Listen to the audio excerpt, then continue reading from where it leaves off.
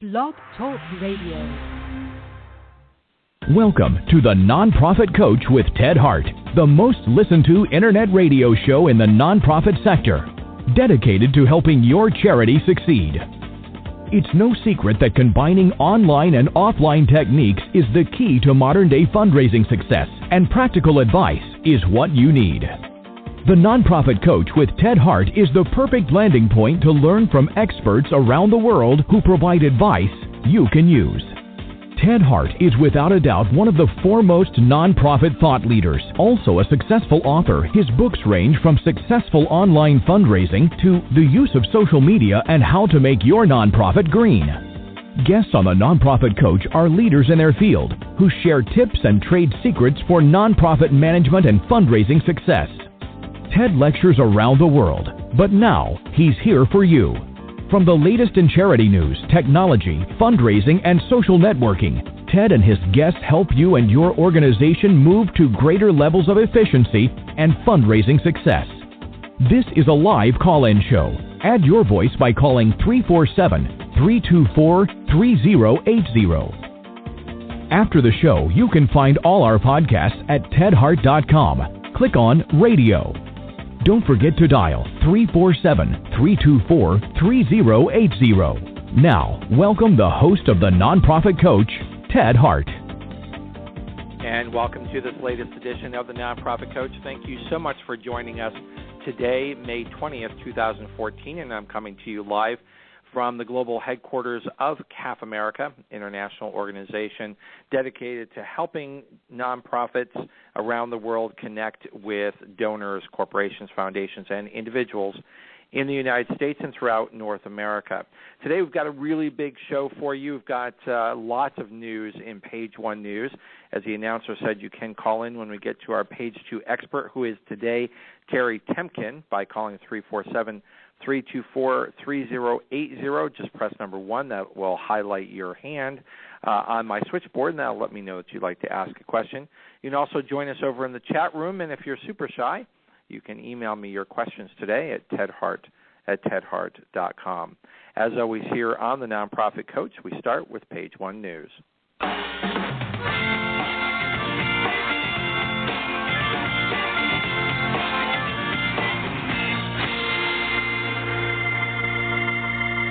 You can follow along on Page 1 News by going to tedhart.com. Click on Radio Links. You'll not only find all the links for today's show, but all of our archives going back the last couple of years of our show.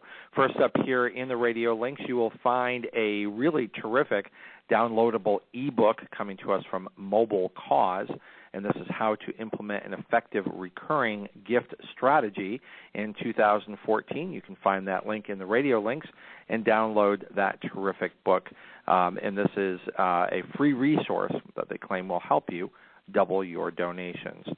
Next up here on the Nonprofit Coach, again, you'll find over in the Radio Links today a breakdown on the biggest Facebook mistake most nonprofits make. As you go through this report, what you'll find is breaking down how you can use Facebook and making sure that you are not making some of the big mistakes over on Facebook. Trying to help you out today over in the Radio Links at tedhart.com. Next up here on the Nonprofit Coach, each month it is my pleasure to welcome Eva Aldrich here from CFRE International. Welcome back to the Nonprofit Coach, Eva. Eva, how are you?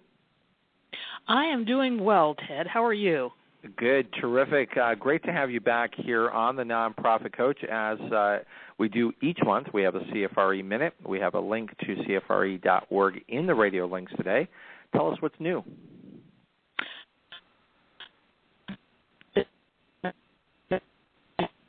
Eva, you're breaking up just a little bit. I don't know if you're on a cell phone or not. If you are, you may want to call us back. So I'll just watch the switchboard, and hopefully Eva Aldrich will be able to join us today here on the Nonprofit Coach. Consistent communication. Next up here on the Nonprofit Coach, sorry about the technical difficulties there. Hopefully we'll hear back from Eva before this show is over. It's my pleasure to welcome here to the Nonprofit Coach, John Murcott. John is with a company that was formerly known as Karma 411 and has been a frequent guest here on the Nonprofit Coach. But they've got some big news over at Karma 411. Welcome back here to the Nonprofit Coach, John Murcott. Hi, Ted. Good to be with you. Hey, John. Great to have you. Now, sort of some big moves for your company. Tell us what's going on and why. Yeah, sure. So Karma 411 had been focused solely on the nonprofit space for over 3 years. We did crowdfunding. We did what we call event engagement, so leveraging peer-to-peer tools for getting people to events. And it was a terrific experience, and we absolutely love it. And we continue to work with large nonprofits like Autism Speaks and American Heart Association and those types of organizations. But about a year and a half ago, we picked up a large project for Major League Baseball, and they were looking for these types of social fundraising, social engagement, and event engagement tools, but not necessarily for fundraising. They were just looking to get some more people to events that they were putting together, and it opened our eyes to say the experience that we had in the nonprofit space could work well in the corporate space. And at that time, we had a major product release, and the product was called Crowdster. So the company was called Karma 411. The product was called Crowdster, and we got a lot of feedback on the product itself, just its features and usability, but also a lot of people liked the name. So two things happened. We said, well, we're getting some traction here with corporate and for-profit clients, and we have this great platform, this great technology called Crowdster. Why don't we rebrand the organization and call the company Crowdster? And number two, go after, if you will, more corporate for-profit businesses while still maintaining the nonprofit business. So we're just expanding to new industries. Well, this is terrific. And, of course, one of the big stories in the online space has been crowdfunding. So it seems that as the market has grown and changed, so has now the new Crowdster.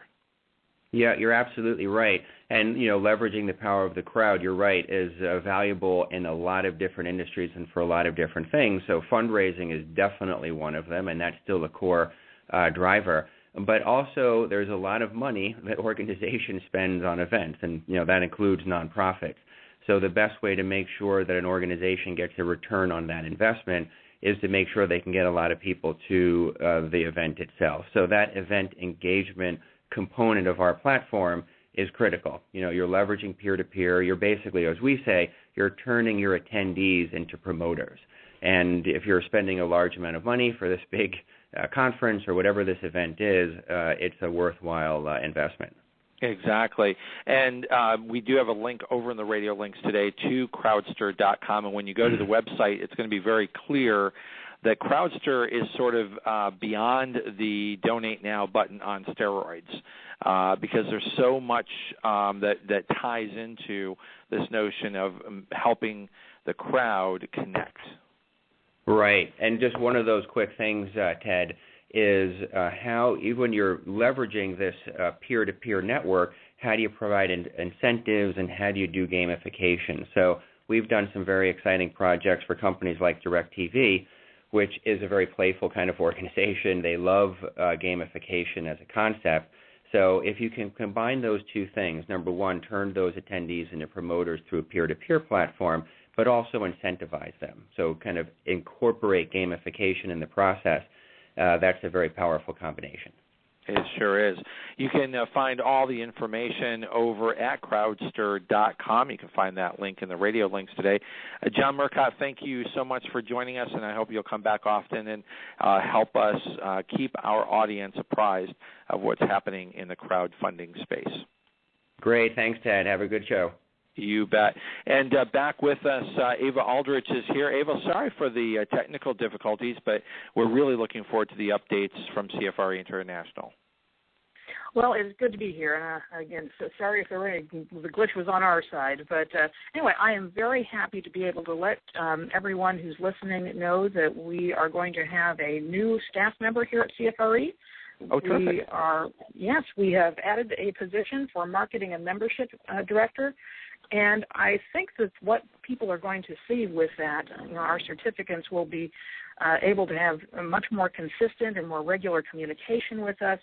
And also, the CFRE is going to be more visible, and I think that's good, not only for, growing the credential, but also, what we want to do is help get the word out about CFRE so that way our certificates, when people ask them, what does that mean, people are better informed because getting the CFRE, as you know, Ted, is a point of pride, and we want to make certain that people understand just exactly what that accomplishment means. Well, and it seems clear as you're seeing things, as I'm seeing things online in conversations and postings online, that what's happening is that beyond certification is now the recognition of the profession connected to CFRE. And so I think that, and now you've got this terrific new website, and not to say that, that defines you, but the old website did make it seem that it was not quite an up-to-date organization, and now you've moved beyond that with this terrific new website. Yes, I agree. The old website really did not have reflect the vibrancy of the credential or our community of CFREs, and also, too, it just didn't have a number of the features that people expect. I know one of the things that we've been hearing from people that they really appreciate with the new system on our website is that now when they log into their accounts, they can check the status of their applications, both for initial and for recertification. And, it's a great place to just go in and check, when your recertification is due, update information, and just be able to keep current. So we're really hoping that again, is something that will make people's lives easier, because people do, have fluid lives and career paths, and so we want to make certain we're there with them along every step of the way. Now, Ava, we're getting ready to go on summer hiatus here for the Nonprofit Coach. So next month we'll be back with the very important annual show with the Giving USA announcement on June 17th. What are the big plans for CFRE between now and the fall? Well, we're going to be doing some more work with our international presence. In fact, during that week that you mentioned, Ted, I will be presenting on fundraising as an international profession at the Institute for Development Professionals in Education in the United Kingdom. We're also going to be gearing up for a very busy fall season with presence at the International Fundraising Conference, the Association of Healthcare Philanthropy, the AFP Leadership Academy. So I think those are some of the places where people can come and talk to us live. The other thing is, by the end of the second quarter, we will be distributing our annual report. So I would encourage our certificates to be looking for that, and anyone can always access our annual reports at our website at www.cfre.org. Terrific. We do have a link to CFRE.org over in the radio links today. Ava Aldrich, thank you so much for joining us here this month with the updates, and we look forward to you coming back each month, and in particular sharing the details of your annual report when that is ready. That's been Ava Aldrich from CFRE. Thank you for joining us. Thank you, Ted. Have a great summer. Yes, you too. And we're back here on Page One News, just wrapping up here. We've got sort of back-to-back information for you here. One over in the radio links you'll find from Google, a video tutorial on the basics of Google Analytics. And, of course, we talk about the importance of Google in the 6 pillars of success for online nonprofit organizations. If you're just getting started, not all that familiar with how Google Analytics works, it's extremely important to the future of your organization. So you can click in the radio links today, the information, and watch the video from Google on Google Analytics basics. But if you've moved beyond the basics, if you understand that, you're looking for the next generation beyond the basics, we also have a link over the radio links for you today from More Visibility. More Visibility has a webinar, and that's coming up on Wednesday, June 4th at 1 p.m. Happy to help promote this. It's a terrific group over at More Visibility, and that is Google Analytics Beyond the Basics. You can register online online, and then afterwards they're going to be making that webinar available on demand as well. So you can register either for the live training on June 4th or just let them know that you'd like to have the on-demand afterwards. So you'll find that link over in the radio links today at tedhart.com. It's my pleasure to bring Linda Lysakowski back here on Page One News, and this is going to be sort of a dual appointment for Linda because she's going to sort of end Page One with a little bit of an update from her book series at Charity Channel. But she's going to stay on over the beginning of, as we turn the page to Page Two, and also help us with the official introduction of Terrie Temkin, our Page Two expert today. So welcome back here to the nonprofit coach, Linda Lysakowski. Thanks so much, Ted. It's great to be back here in kind of this dual role. Usually I'm on as a guest, but today I'm really excited to be on to introduce the new Charity Channel Press series that we're doing with Ted's show. And many of you are probably members of the Charity Channel community. We've been around since 1992, which seems like forever ago. But about 4 years ago, we launched Charity Channel Press, and we're now the fastest-growing publisher in the nonprofit sector, and we've published a number of books over that time, but one of the most successful books that we've published is Terrie Temkin's book, and I'm so excited to have her be the first guest on our Charity Channel Press series. You'll be hearing from more of our authors in the future, but Terrie is a friend of mine, and I've known her for so long it seems like forever, but it's really probably only been about 5 or 6 years. But Dr. Terrie Temkin is the founding principal of Core Strategies for Nonprofits Incorporated. It's an international consulting firm that builds organizational infrastructure. She's an award-winning speaker and an engaging group facilitator. Just jump in here. Before you start introducing Terrie, I just want to wrap up our discussion of the In the Trenches series. This is an exciting opportunity for us to collaborate and work together in bringing some of the top authors and thinkers in the nonprofit sector. We do have a link in the radio links today for the book series. We also have a promotion in our newsletter, which you can also find at tedhart.com. So if you'll stay right there, Linda, we're just going to jump on over, turn the page here to Page 2, and then we'll be able to do the introduction of Terrie Temkin, which you started on so well. Ted. I just want to make sure that we get it in the right segment here. So hold on one second. Page to page is a little confusing. We'll be right back with Page 2.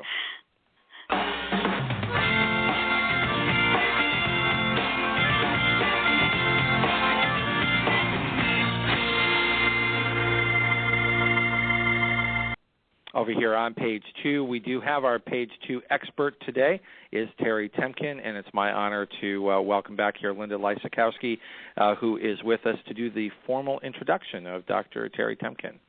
So go right ahead, Linda. Okay, thanks so much, Ted. As I said, Terrie Temkin is founding principal of Core Strategies for Nonprofits, an international consulting firm that builds organizational infrastructure.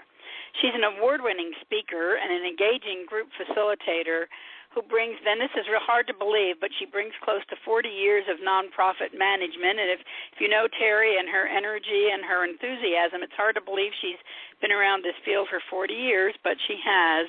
And Terrie is considered by her colleagues as a thought leader in the area of governance. I know when I first joined the Charity Channel community, one of the first names that popped up was Terrie Temkin's, and I thought, boy, this woman really knows her stuff, and I've become more and more convinced of that as we've gone along. But Terrie was one of the first ones to talk about strategic thinking as a governance function and the importance of expectations. She's a co-author of Community Engagement Governance, a new framework for governance that's gaining wide acceptance, and the editor of and contributor to the recently released Governance Anthology, which she's here to talk to us about today, You and Your Nonprofit Board, New Thinking from the Field's Top Practitioners, Researchers, and Provocateurs. And it was published by Charity Channel Press in 2013, and as I mentioned, is one of our best-selling books. She's a prolific writer, and her work can be found throughout the world, really, in books, journals, blogs, and her popular monthly column on nonprofits. And believe it or not, she also finds time to serve in some volunteer roles. In fact, she's on the Dean's Advisory Council for the Scripps College of Communication at Ohio University, and she serves as a panelist for the Carbonell Award, South Florida's version of the Tony Awards. So I think we'll be all looking forward to hearing a lot of good things from Terrie, and I'm going to turn it back over to you, Ted, and to Terrie. Absolutely, and Linda, thank you for that terrific introduction. Terrie Temkin is here with us, and her book is You and Your Nonprofit Board, Advice and Practical Tips from the Field's Top Practitioners, Researchers, and Provocateurs. Welcome here, Terrie Temkin. Thank you so much, Ted, and Linda, thank you for that great and very warm introduction. It is a mutual admiration society. I just have to point that out, too. Well, and sometimes you get a mutual admiration society and it's not warranted, but this is a really terrific book that really breaks down one of the topics. So here on the Nonprofit Coach, we're now in our fourth year of this radio broadcast, and one of the topics that always gets highest rated is when we give advice on working with nonprofit boards of directors. So I'm going to start off actually with that question, and that is, why are nonprofit boards such a mystery for most nonprofit executives? That's a really important question, Ted. I believe it's because even though they've been around forever, nobody's really taught how to really be effective, what their responsibilities are. Oh, yes, somebody might come in and do an hour and a half or 3 hours some Saturday morning and say, here are your roles and responsibilities. But the truth is, it's sort of like we've talked for years about managers. Good technicians are promoted into a management position and then expected to just know what to do. So they tend to do what they've seen others do. Well, we have that in the boardroom as well. We have people who may have sat on many boards, but they copy what they've seen done there, which I don't know where some of these things have come out from in the first place. Well, and that's one of the most important things, I think, for nonprofit executives to remember and maybe have a little bit of sense of humor, or at least give their board members a bit of a break, is that every board member who has ever served brings baggage, which could be good or bad. Exactly. And those who have never served, as you said, you're not born to be a good board member. You need to be trained. Exactly. And it's really critical today because in the last 5 years, we've seen things change so dramatically. So even somebody who was very competent 6 years ago, if they're still doing the same thing that they were doing then, it may not be serving the organization that well. So and we really break have that to down. start Why a 5-year marker? What happened and what's different about service on a board now? Well, things have always been evolving, but obviously after the economic crisis, organizations just could not continue operating the way that they had been operating.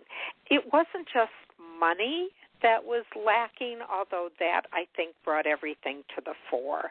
And it was the fact that we realized by taking a good look at what had been happening, I'm sure you know better than most the prolific growth of nonprofits every day. I mean, I get almost weekly somebody calling, I want to start a nonprofit. Well, have you looked into it? How many others what do you want to do? I want to work with kids. How many zillions of organizations are out there working with kids?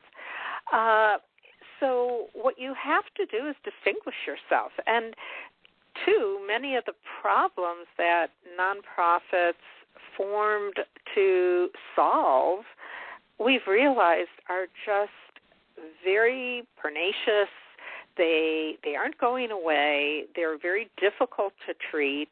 We might take something like cancer and the many organizations that try to work in that arena.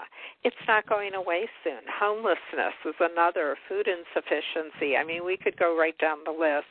And I think what we're finally realizing is that if we're going to be effective, our boards have to look at other ways of operating and directing their organizations. And I'm really going to stress that word direct, because I have bought into what a colleague of mine and one of the contributors in the book, Pat Wisbinski, has long said is, let's not call them members. First of all, of course, we have in many organizations a legal designation of member that is oftentimes not your board people. And this is an important concept that you're bringing up, because organizations, of course, have articles of incorporation and they have bylaws. And as I have lectured heavily in building a powerful board that can fundraise for more than a couple of decades now, the topic of the bylaws is often a mystery. And it's always shocking to me that the board of directors has not even read the bylaws, probably ever, and if ever, not for quite a while. Exactly, and that is a whole nother thing that I would love, to talk about.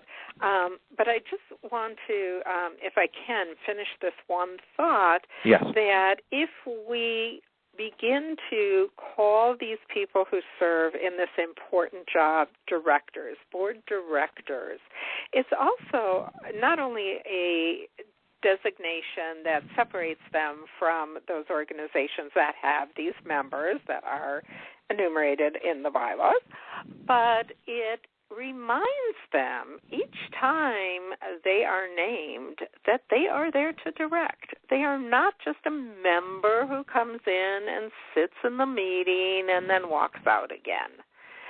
So I think it's really important to, I come from a communication background, educationally speaking, and I know that words matter. Semantics make a difference.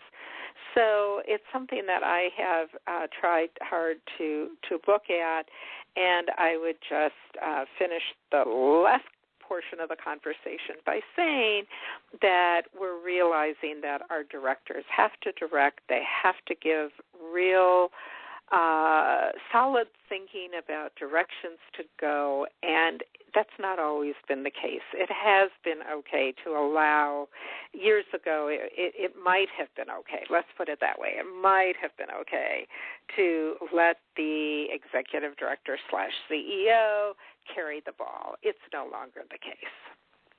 Well, and it needs to be a mutual approach to governance, because it also does not serve the organization to have the staff divorced from issues of this sort. Absolutely. I would agree 100%. I think, too, this is one of the other things that's changed. It used to be very clear. If you would read any of the old board books, it would say the executive director, CEO's job is this, and the board's job is that, and never the twain shall meet. And I think what we've really learned is that, first of all, of course, no size fits all, and that's one of the things that I happen to love about the book that we put out, is that it's not prescriptive. It's saying here are lots of things to choose from.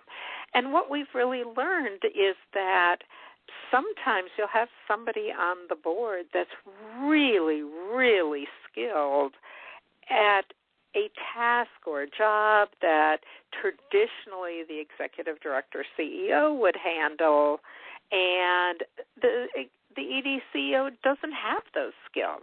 So why not let the most skilled person do it, and vice versa? And it really comes down to a notion of governance. And as you said, there are lots of different models, lots of different variations to how your organization might be governed.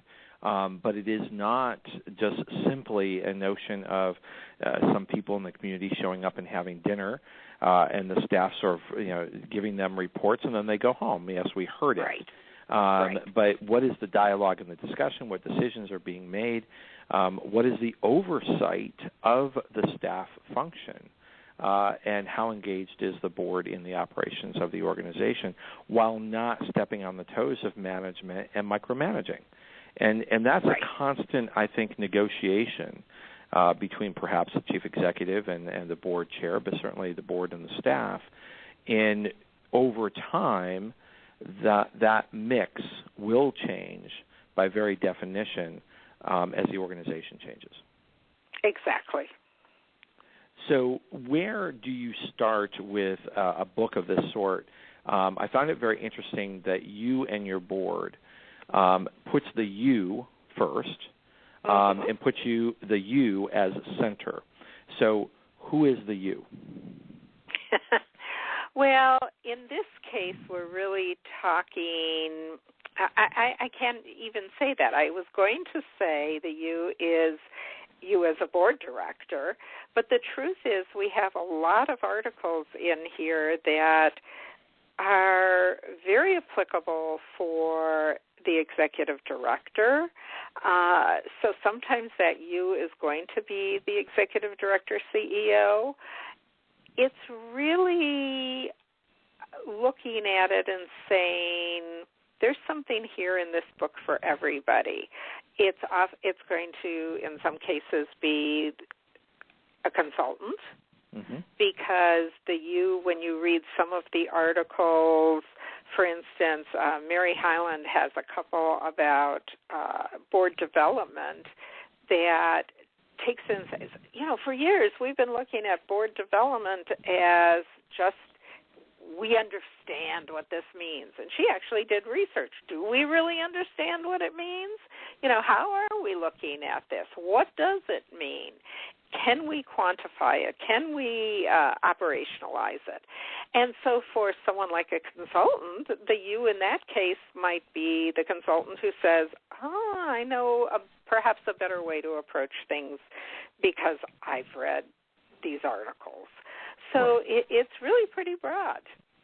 Well, and as I was going through your book, which really is excellent, and I encourage everyone to have a copy of this book, I almost sort of wanted to rewrite the subtitle to be Good Habits of Great Board Members. Because Can we republish this? Well, because my struggle has always been, and I have always said that I have yet to meet a board member who truly wanted to destroy the organization that they were serving. But in the absence of good training, in the absence of good role models, board members, by the very nature of the fact that they do understand that they are supposed to be governing, whether they have the skill set or not, will make it up as they go along. Because they naturally feel the obligation to do that. They said that they would serve. So without a place to go to say, how do I actually do this, oftentimes, and this is where I think the real conflict for many, many organizations comes, is the conflict comes in when board members don't get it right, but they're doing their best, and staff are really upset that board members didn't get it right, and they're doing their best. Right. And the communication really falls down in the center of the disappointment. Well, I think you've hit the nail on the head, and this was a way that hopefully we can open some dialogue. I mean, I've had readers write in and say, well, we're doing different things with it. Some say that they'll assign a chapter to a different director each meeting to talk about, which then just exposes the entire board to different topics. Some have been looking at very specific chapters based on what they need at the time. And I think that it is a way of providing some of that training that is so necessary on both sides. Well, and I think, in most cases, and we certainly hear it on this show a lot, is a lot of folks who really just want someone to tell them, how do I do this? Just tell me how to do it.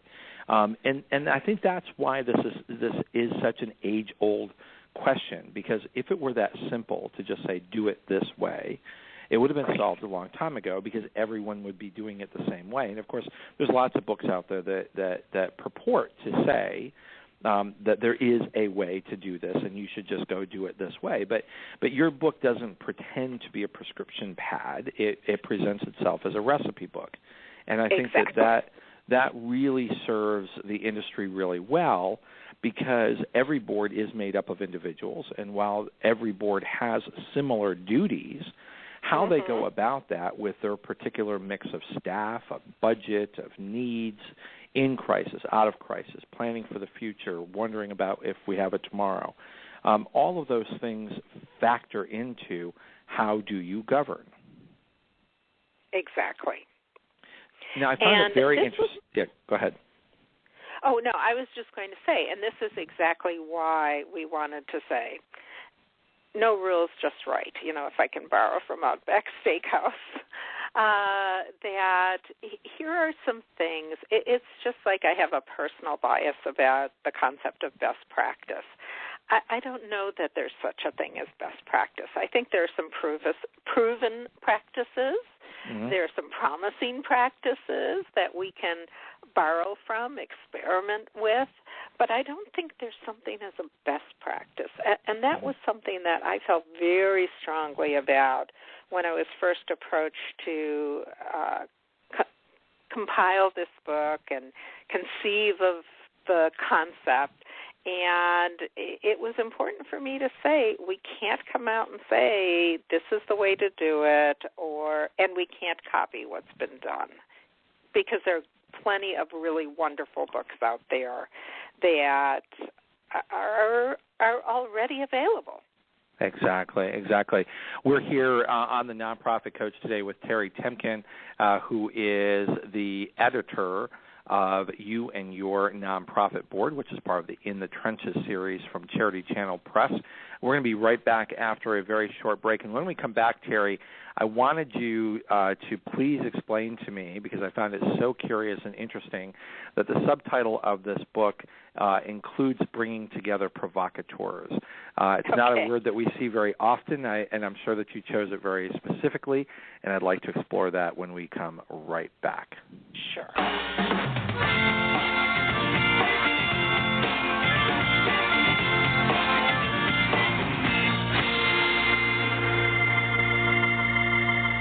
I want to take a second to just ask you to grab your calendar and to make note of some big scheduling issues here on the Nonprofit Coach. Each year, the Giving USA Report uses the Nonprofit Coach radio show as its radio outlet for the first look of the data and the information from the prior year on the annual report on philanthropy. They will be with us on June 17th, which is the release date of the Giving USA 2014 report. However, that report is released at 11 a.m., and so our show will move to 11 a.m. as opposed to our traditional 12 noon time slot. So mark your calendar, June 17th, right here. The officials from the Giving USA, the Giving Institute, will be with us to release the annual report on philanthropy. We will then go on summer break. So we will be on summer break from June 18th through September 15th. I hope all of you have great summer plans. I know I've got some I'm looking forward to. And that's a great time to catch up on not only the top 10 shows of all time here on the Nonprofit Coach, but a couple hundred podcasts that if you haven't read those, you can download those, put those on your iPod, iPhone, iPad, whatever you want to listen to us, or just bring us along on the Internet, and you can find us at tedhart.com and listen to all of the shows. And we're going to head right back over to Terrie Temkin. Remember, our podcasts and archives are always available 24 hours a day at tedhart.com. Click on radio links. If you're listening live today, the phone lines are open. Call in and ask a question by dialing 347-324-3080. Now, back to the Nonprofit Coach with Ted Hart. And we're back here with Terrie Temkin. And Terrie, within your book, you have, I think, about 38 contributors. Did you want to name out the provocateurs, or just tell us what that means? Well, I'll name a couple of them. And it was very important to me, because I didn't want the same old, was to get some people who have always challenged me, who have made me want to look at things in a new light, who oftentimes say things that might set some teeth on edge, but on the other hand, really do make you stop and think, well, maybe I need to look at things differently. So a couple of the people, Steve Bowman from Australia is one of my favorites. He is somebody that I've had the opportunity to work very closely with, both in the U.S. and in Australia, and he always forces me to take a different look at things. And how does he force you to, or challenge you to think differently? What does he bring to the table that is provocative but curious enough and interesting enough to make it into your book? He has what I think is probably the very best definition of governance that I've ever seen, and it's interesting. I kind of collect them. I governance person for the last 20 years doing nothing else but that. I really find that his is the best definition I've seen, and it's a very different thing from most because, he really talks about things like if we look at fiduciary oversight, as he says in the book, yawn, risk management strategy development, slightly less yawning, control of the staff and resources, shudder. He just takes things from a slightly different look. So, he talks about governance as being the ability to make the choices that create the future for the communities we serve. And I don't think most people look at things that way. I don't think they do either, and I think that what that speaks to is how overwhelming service on a board of directors can be if it's not properly organized. True.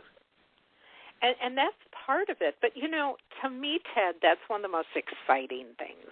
Because if we are responsible for, let's say, the fiduciary oversight, that means that the majority of our meetings are going to be reports about where we are and maybe a little bit of discussion about where we should be, or a little bit of finger shaking about things that don't seem to be working the way they should be working, but very little real conversation about substantive issues. And if we're talking about making the choices that create the future for the communities we serve, then that's discussion. That's an interaction about real issues. Well, and I think it's exciting. Well, it is, but I also think that you bring up a topic that is absolutely paralyzing to so many organizations, and that is the history of the organization may belie the fact that there should be a dialogue and a discussion. I can't tell you, and I'm sure you've had this experience because you've got so much experience with governance, how many nonprofit organizations I've provided counsel to, board retreats, board training, board strategy, where the board has this notion that they can't talk about certain things or they shouldn't talk about certain things. I actually even had a training once where the board of directors told me that they had been informed, if you can believe this, by the executive director that they could not fire the executive director, and they believed the executive director that person could not be fired. And so in the middle of the retreat... That's a good gig. It was a good gig, exactly. And so in the middle of the retreat, I sort of called a timeout and asked the executive director to please go home so that I could have a conversation with the board, because clearly the board was very much executive director driven, and that happens a lot, particularly when there's turnover in the board of directors, but not a turnover in the leadership on the staff side. The balance of power shifts towards the staff, and if you have board members who have been brought in who are new, untrained, without experience as serving as a board member, it becomes easier than you think to pull the wool over the eyes of a board. Exactly. Well, if it's deliberate, if it's deliberate, if that's what the plan is of someone who's been around maybe too long. Well, and frankly, I see a lot of it that's not deliberate. It's very subtle. It's they're only volunteers. How much can I really expect of them? And so that ED CEO will do things on a very subconscious basis in many cases that cues the directors that, you know what, you really don't have to do anything. Come to the meetings, I'll be happy. And then that ED CEO says, but I don't have engaged board members. And, it's circular. It's really kind of funny. It really is circular because, it's far too easy to, over time, dumb down a board by recruiting folks who are not going to ask a lot of questions. Exactly. And at the same time, for the board to be left wondering, what is our real role? Well, and to me, when anybody asks me, I say the number one job of a director, and this is just in Terrie Temkin's opinion, but to me, the number one job is to challenge, to push back, to ask questions. I think that's critical, and oftentimes what I'll tell clients is create a list of questions, and I have some that I'll give to our clients that I think they're even up on our website, but as samples to say, make an organizational skeptic for the day. Pick somebody different every time and give this list to them. Most organizations do have that organizational skeptic. The problem is that nobody wants to hear from them. The minute that person opens their mouth, you see people's eyes start to roll. You see them start to look at their watches. And what I've found over the years in this field is that 99.9% of the time down the road, the kinds of questions and challenges that this individual raised, had people listened to, they wouldn't have had some of the problems they end up having. But it's the fact that it's always that same voice, and people can't stand it anymore. So what I say is share the wealth. And if you make a different person that organizational skeptic every time, and their job is to ask these questions, pretty soon it becomes the culture of the organization. Mm-hmm. This is our job. And I also think that there is a lot of value in working towards building a team effort, because I think, when there is the creation of mistrust between the chief executive and the board, or lack of communication, which oftentimes I find that it starts boiling down to a lack of transparency, that the chief executive feels that the board is either not listening, not engaged, or not engaged in a dialogue, and therefore they're sort of left by themselves, or the board feels that the chief executive is not being forthcoming, is not being transparent, and they're left trying to figure out how the organization is being run without stepping back and saying, listen, the only way we succeed is if we work together. Exactly. So how do you break through that? Because that is a topic that comes up so often here on this show, that we explore so many times here on this show. How do you restart if you have a less than perfect, and hopefully not, but sometimes acrimonious relationship between the board and the chief executive? Well, Mary Hyland wrote a couple articles in here about trust, and again, very research-based, but very accessible. Her writing is very light and fun, but she bases it on, as I say, research. She talks a lot about trust and how you can build that. And one of the things that she found is that those groups that really have been able to break through the acrimony or who have built the trust share on a personal level well beyond what is typically considered appropriate for a business relationship. So, that is one way. Another way is to really just sit down and have a really candid conversation about the fact that, look, we're all here because we want to make a difference. We're all here, I hope, because we believe in the mission and we want to see our vision realized. And we need to do things differently. What we're doing isn't working. And we're on the same team. Let's work toward that. I think, too, we have to be very strategic about who we move up in the organization.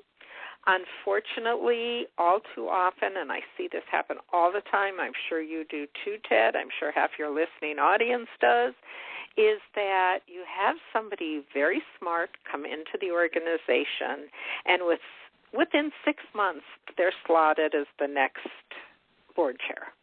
Right, or even worse, someone is recruited onto the board as board chair. So there's no one who's been trained. There's no ramp up, not even 6 months.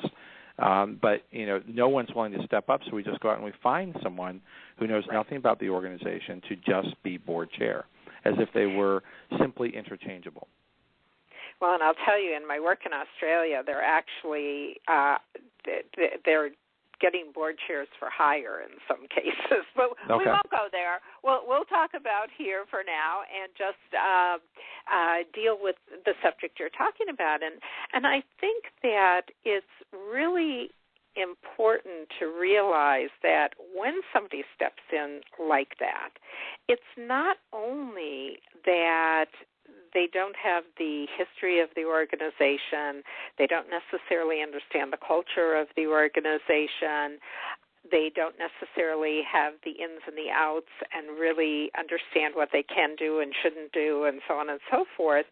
But a lot of times these people come in and you see one face, shall I say, in that first 6 months or whatever period of time it is, and then all of a sudden when they come into that power position, it's like, who did we bring on here? It's like a totally different person. And I think that's, too, where a lot of times you get this real antagonism between the board chair and the ED CEO because things aren't working out as smoothly as they thought they would. Mm-hmm. Well, and I think my experience has been where a lot of that disconnect comes from is you go out and you recruit someone who is very successful in business, someone who is a community leader. So for all the right reasons, you're reaching out to someone who is able to create success. Recruit them onto the board, and then for some reason, I think the reason is that we don't clearly articulate why these people were recruited. They're almost recruited as if they were just a body just filling a seat. Is that board members come and they stop remembering that they have management skills. They stop remembering that they have community development skills, so that all the reasons why we develop them, they then put on their nonprofit board hat, whatever that means. And what it typically means is I now make decisions I would never make in my own organizations. I now argue for positions that I would never hold myself. But because it's nonprofit, I feel it's different. And you don't want it to be different. You recruited these people to bring all their smart expertise, and for some reason it doesn't always translate. Well, and that's so true. And in fact, it's interesting. In Linda's introduction, she talked about this column that I write, which is on nonprofits. It's a Q&A, and that was the most recent one. It was about all the meetings that happen in the parking lot after the meetings in the boardroom. Right. And it's because all of a sudden they walk out of the boardroom and they become themselves again. And they become themselves again, and now they're seeing it for the clarity that you had hoped that they had just had in the boardroom. Right. And so it really is important that we encourage, and that's why I go back to what do I see as the most important thing is that questioning, challenging, and so on and so forth. You had asked about provocateurs. Brian Heyman, who's Canadian, we have a very international group in this book, talks about, this very issue, and he is a provocateur of the, to the power of whatever, my math isn't very good, but whatever's the big power. And he talks about this issue. It's really important. It's really important. Yeah. Well, I almost feel like your next book should be something on the order of how to be yourself and still serve on a board. Because I like that idea. It just seems that there are so many wonderful skills and so many terrific people who can bring those skills to board. But I almost feel like there is a sense, and we're almost our own worst enemy within the nonprofit sector, that because we live and breathe this stuff, we know how nonprofits are supposed to run, we know what nonprofit budgeting looks like, we know what oversight looks like, that when we bring someone on the board, we feel like they're kind of like us, and that they're bringing that same sort of base, so that when we're sitting there discussing something about nonprofit management, well, everyone's just on the same page, and they're just really not. Because the very basic knowledge of what is a nonprofit, why is it nonprofit, not for-profit, what is the expectation for community service, those basic pieces are really almost largely unknown in the for-profit sector. So if you've grown up in the for-profit sector and never really served as a staff member or a board member with nonprofit, you don't bring those skills with you. Well, that's certainly true, but I also think that the way we tend to run a lot of our meetings, even today, even though we've been saying get rid of the reports, they make a board, I still see the same outline of an agenda, the minutes, and they may do a consent agenda, so by name only, and then it's the new business and the old business and all of this. Well, then you have the concern with the consent agenda is, does everybody at the table know what that is and how it works? And then, as you said, then they go forward and start discussing all of the items in the consent agenda as if it never existed. Well, true, and but I would reverse that whole thing out, and I would start with the most important substantive issue and plan on the bulk of the meeting being real discussion, utilizing these bright, dynamic people that we've worked so hard to break on. But we do it backwards. We do it backwards. I have to say, Terrie, this is absolutely fascinating. The book is terrific. I encourage everyone. Thank you. We have a link over in the radio links today to the series where they can find a copy of you and your nonprofit board, advice and practical tips from the field's top practitioners, researchers, and provocateurs. Will you please, in the 2 minutes that we have remaining, just let folks know how they can reach you and any last closing remarks about the book? Sure. Thanks so much again. I can be reached at Terrie Temkin at Core Strategies for Nonprofits.com. The 4 is the numerical 4. Terrie is, well, you've got all the information on your website. They can check that out. Or they can contact me. My direct line is 954-985-9489. They can check out our website, which is corestrategiesfornonprofits.com, again, numerical 4, and we have a ton of resources available for free there. And in terms of the book and some last-minute things, I have to say I'm very proud of this because of the fact that, as one of the reviewers said, I said I'd read it, but I hate anthologies. They tend to be very uneven. The authors were incredibly gracious. They allowed the editors, including me, to really make it sound like it's of one piece. It is accessible. It's fun to read. It does flow. It does bring it together. I'm going to have to say goodbye again. Terrie Temkin, thank you so much. This is going to be an awesome, well-listened podcast, and I hope that you'll come back and join us again real soon. I would love to, Ted. Thanks Everyone, so much. Don't forget to join us on June 17th for the big Giving USA report here on The Nonprofit Coach. You've been listening to the Nonprofit Coach Radio Show with Ted Hart. Tell all your friends to check out our production schedule and download our iPod and iPad-friendly podcast at tedhart.com. Thanks for listening to the Nonprofit Coach.